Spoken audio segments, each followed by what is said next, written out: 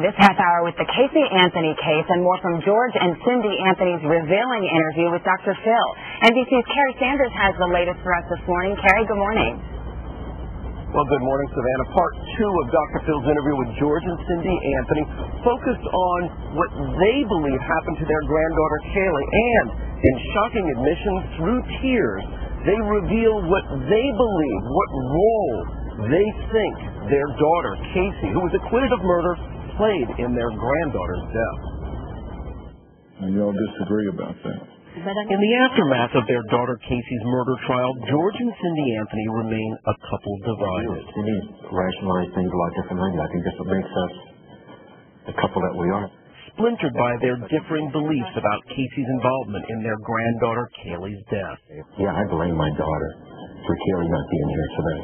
So you feel in this situation, you've lost two parts of your family. You've lost Casey and Kaylee. I lost Kaylee 3 years ago, and I believe I lost Casey at the same time. I believe that. She's responsible. You believe she was in the woods burying that baby? I believe she was there. I also believe she probably had some help. Throughout their interview with Dr. Phil, Cindy presented excuse. I think there's something seriously wrong with my daughter and her thought process. I think that something started before or during her pregnancy, and after Kaylee was born, I think something started to trigger. After excuse. Casey's belief, as soon as someone dies, they leave their body, and that's no longer Kaylee. While George continued to lay out the blame. I believe that Casey, or someone else that she was with, possibly gave too much to Kaylee. She fell asleep and didn't wake up. That's what I feel. Gave too much what? Possibly some kind of drug or something like that. I mean, there's no speculation about Xanax or whatever it might be. As Cindy sat stunned, shaking her head, for the first time, George revealed his theory of Kaylee's murder. So you think it was like a chemical babysitter? We need to sedate this child, so what? So she could leave? What would be the purpose of sedating the child? To go out and have a good time, to be with friends, to have this life that she didn't have with Kaylee. I mean, some freedom that she wanted. That's what I feel. You find that speculation offensive? Well, it's the first time I've heard it, and we've been through this for 3 years, and it's the first time I've heard that out of his mouth. There was never any signs that Kaylee was drugged.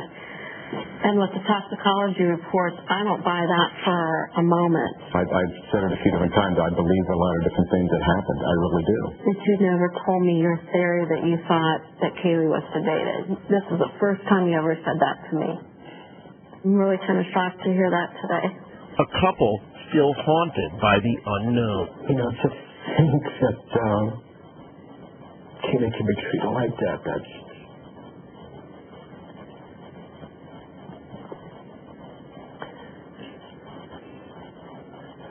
that's not a way a child or a human should be treated. There's no way.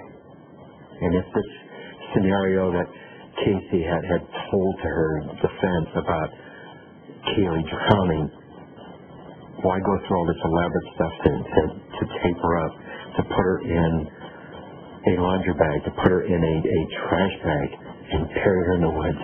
I can't comprehend how he was doing it. Because your daughter doing that to my granddaughter. I can't. And struggling to find closure.